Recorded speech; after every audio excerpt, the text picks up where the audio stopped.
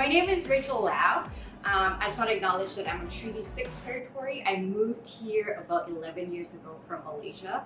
And so this is home for me now, and I've been very grateful to be on this journey of learning what it means to be a Malaysian woman and living amongst the community here in Saskatoon.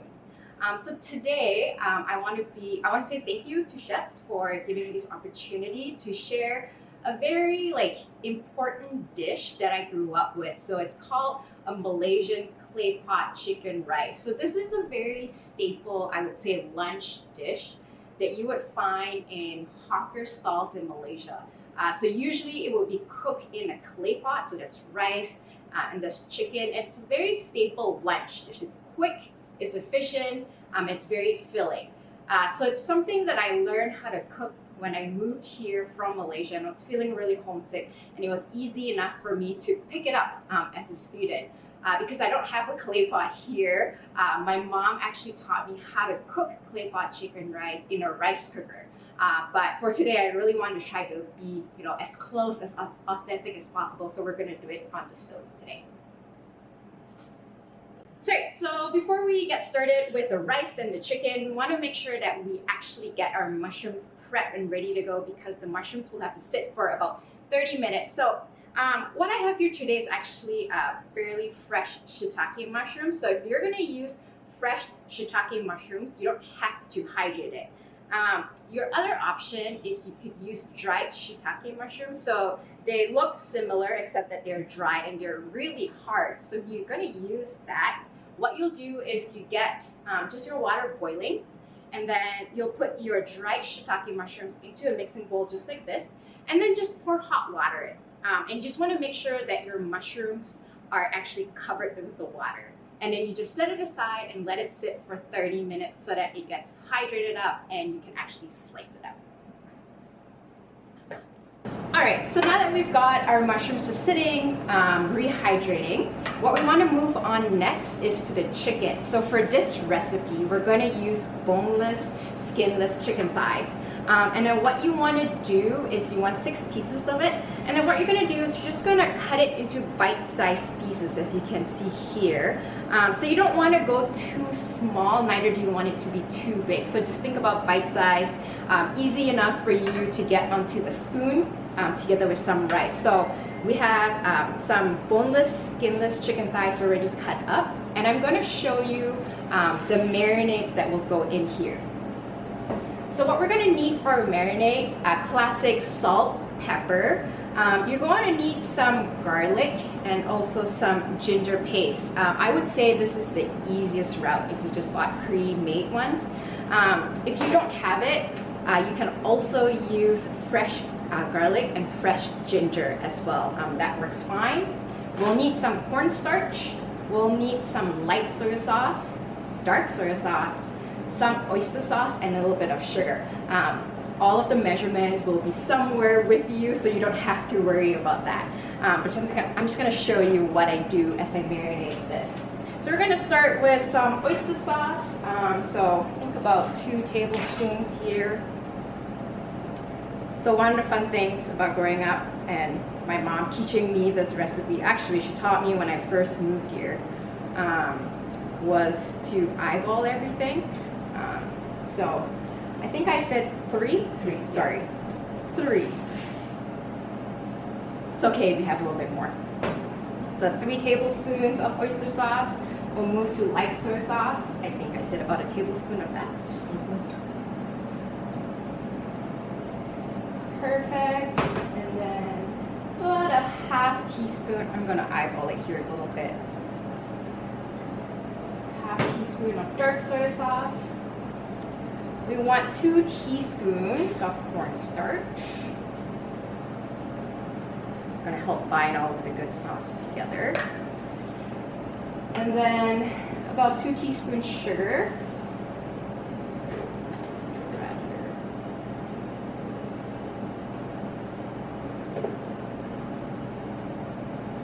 Sugar. And then about 2 tablespoons of garlic and ginger. Use a little bit here.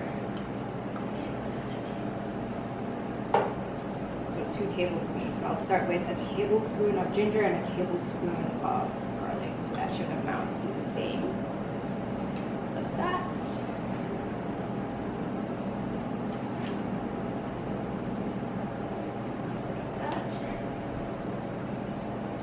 And then a little pinch of salt.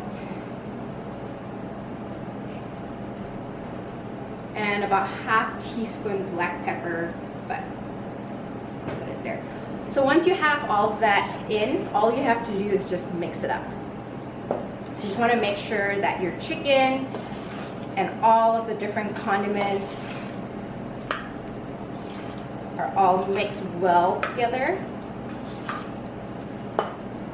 So it'll look something like this. Hopefully, you can see.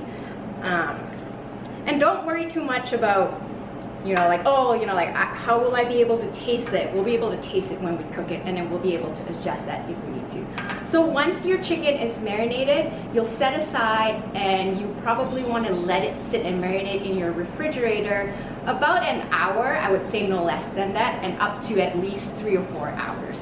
You want to make sure that the oyster sauce and the soy sauce will be able to penetrate and give your chicken some flavor. So once you have your mushrooms, what you want to do for your fresh shiitake is that you actually want to remove kind of the stems. When you're using dry, the stems are really hard. So it's actually not very pleasant for you to be eating it. Good to know. Okay, so while the rice is just kind of finishing up in its final stages, we're gonna make a drizzling sauce for your rice and chicken. Pretty easy, standard things that you would use in your chicken marinade. So we're gonna start with a tablespoon of oyster sauce, wrong bottle. Now this dipping sauce, it's pretty easy for you to double or even triple the amount. So if you feel like you need more sauce, feel free to double or triple this. I'm just gonna make 1 serving for now. So 1 tablespoon oyster sauce, 1 tablespoon light soy sauce, half a tablespoon of dark. Here we go. We'll need 2 tablespoons hot water. So just give me a second. I'm just gonna grab my kettle here. So this water was boiled earlier. That's fine.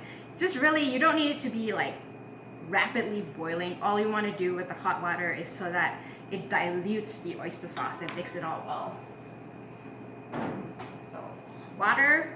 And then a teaspoon of sesame oil. So I'm just gonna eyeball a teaspoon here, so not too bad. Go. And then all you do is you mix it around.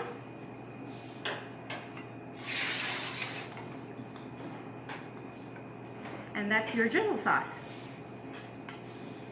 And then you can set this aside. And then for garnish, so you can set this aside. So for garnish, you can use green onions. And what you want to do, I would say let's use about 2 stalks here.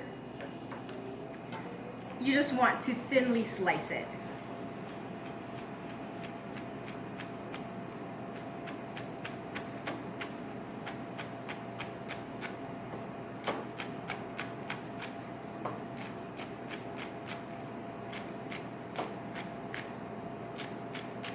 And you are welcome to use the green, and just a little bit of that white part is fine too.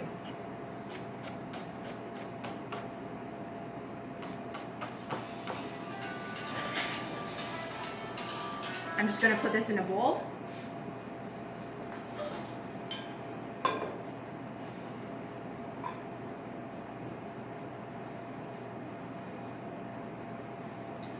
And then I'm gonna set it aside. There you go. And then finally, if you would like something just a little bit spicier, I would say get some Thai green peppers. And if you don't want it, that's fine. But I really like mine with a little bit of kick and spice to it. So all you're gonna do is you're just gonna thinly slice the chili. I'm gonna use about 2. I might add more later, but feel free to start with 1 or 2. And then you're just gonna take it, put it into a little bowl. And then you're gonna take light soy sauce. This does not require any measurements. I'll tell you why in a moment. All you have to do is just put some into this little ramekin. And you can add as much or as little as you want because the chili is going to infuse your soy sauce. And that's what you want. So it doesn't really matter how much. Probably if it's too spicy, you can add more soy sauce to kind of taper down or bring down the heat. And then you set it aside. Alright, so now we are ready to cook our chicken and mushroom. So what you want to do is you want to get a pan. It doesn't matter whether it's cast iron or a non-stick pan. And if you don't have any pan, you can even just use a saucepan. It's great. What you want to do is put it on about medium heat, and you want to heat up your pan. And to your pan, you'll be adding just a little bit of neutral oil. So I added just about 2 tablespoons of oil. Just want to make sure that it heats up before we put our chicken in. So once your pan and oil is hot, what you're going to do is you're going to add your chicken mixture in. And then you're just going to stir it around.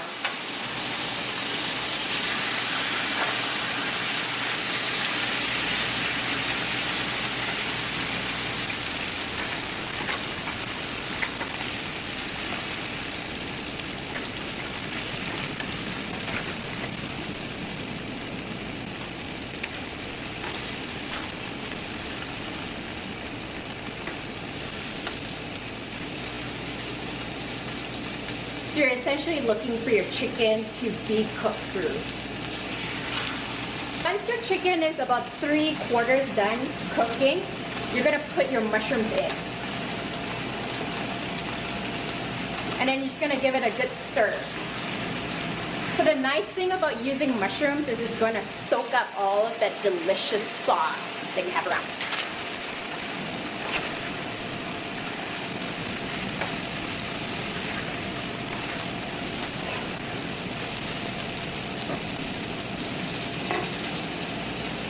So for those of you who are using perhaps like a cast iron, and you notice that there's quite a bit of the really nice bits that stuck to the bottom, you can deglaze your pan using the mushroom water that you've reserved. Now, if you don't have it, just a little bit of water works, or if you want to take it up a notch, just a little bit of apple juice would also kind of add just that little bit of extra flavor.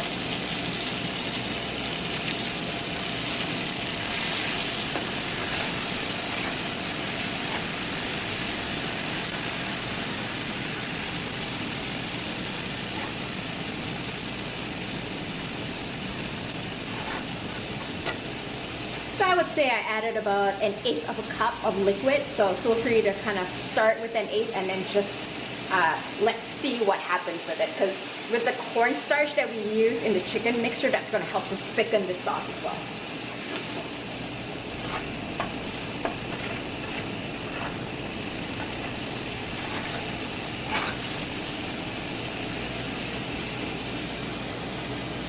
So once your chicken is cooked through, you can turn off and just let it sit on the stove. So for this recipe, we're going to use long grain jasmine rice. And I would say we'll start with 2 cups. So what you want to do is measure 2 cups of jasmine rice into a saucepan or into a pan. Pot, I guess.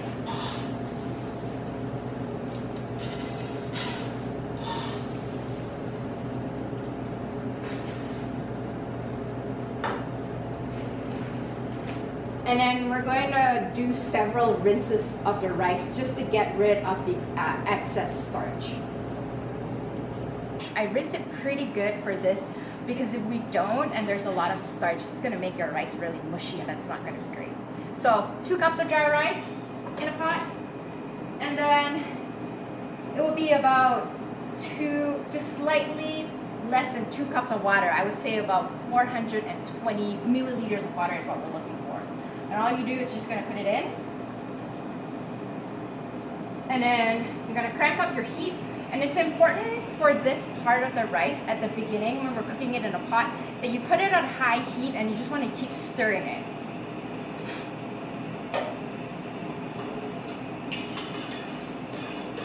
So we do this so that the rice doesn't get stuck to the bottom.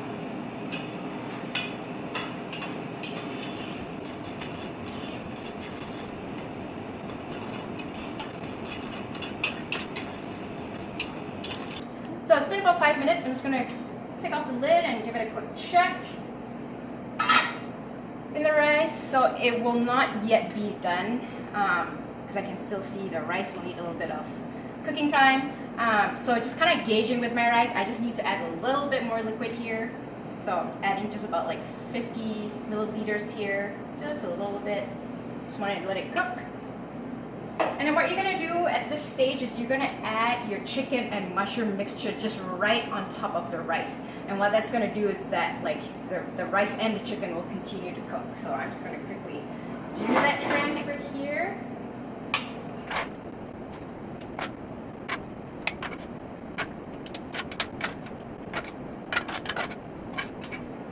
And then once you got all of that mixture in, just kind of leave it on top of the rice. I'm going to show you how it looks like. I'm going to tip it, or at least bring it down. There you go. This is what it looks like.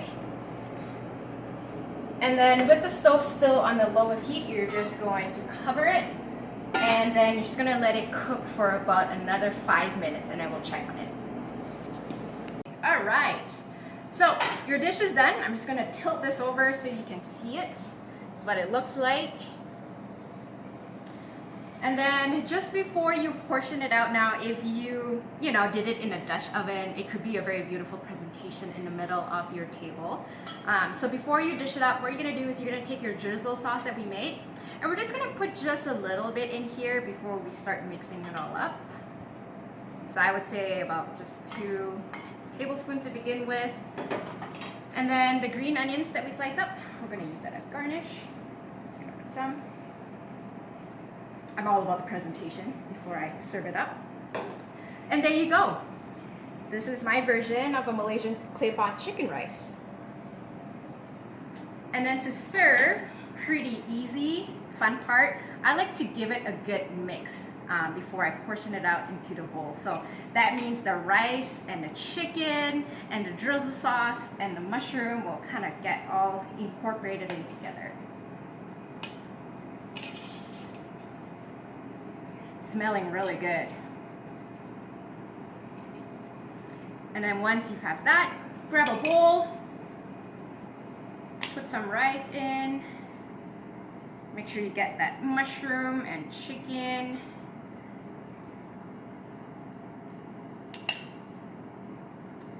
And then presentation, just a little bit more sauce.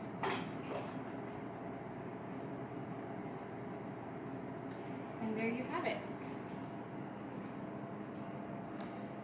Well, thanks for giving me the opportunity to share this Malaysian clay pot chicken rice with you. I hope that you've enjoyed cooking this. And yeah, I hope that you would continue to do this. Like I said, it's one of the staples in Malaysia. We have it for lunch. You can have this for lunch or even supper. Feel free to cook it for yourself and then share it with your friends. All right, thank you.